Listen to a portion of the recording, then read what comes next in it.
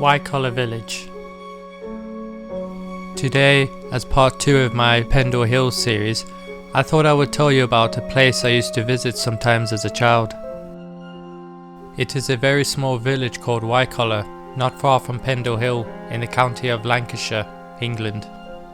By the way, if you have not watched my first episode in this series, I put a link to that video in the description below.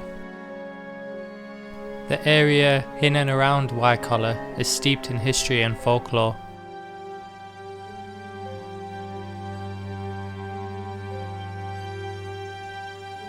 There are 3 interesting bridges that cross the river that flows through the village.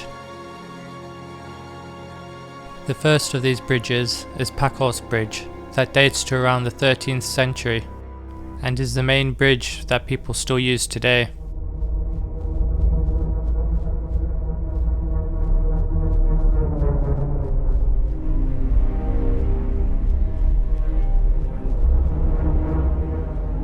The second is Clapper Bridge, also known as the Druids Bridge, that is thought to date from sometime around the Norman conquest of England in 1066.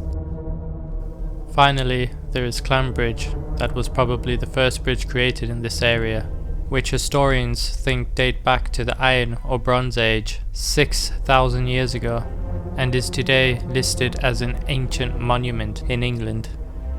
However, the dominating feature of this village is Waikolo Hall. Waikolo Hall was a late 16th century manor house that was the centre of a sizable estate, but subsequently fell into disrepair. Originally built in 1507 by Piers Hartley, the hall has been passed down to a number of wealthy owners over the years. However, its last owner, Squire Cunliffe, who was a keen gambler, died heavily in debt in 1818. After his death, stones from the hall were plundered by the local community to build nearby houses and other structures. The hall thus subsequently fell into ruin. There are several ghost stories surrounding the area. One is of the Phantom Horseman, who is supposedly seen once a year during stormy weather and when the darkness has fallen. The noise of the horse's hooves can be heard clattering across the bridge, making its way to Waikolo Hall. The sound ends with a woman screaming. Another creepy story is that of Black Bess. Black Bess was a West Indies woman from a British colony in the Caribbean during the 1800s.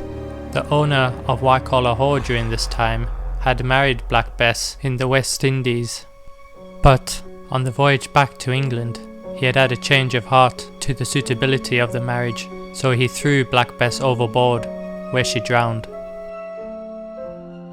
The ghost of the woman apparently followed him back to Wycoller, where she has been reported as being seen wandering around the ruined grounds, possibly in search of her murderer. I recommend visiting Wycoller if you ever get the chance. However, it is probably best to do so before the sun goes down.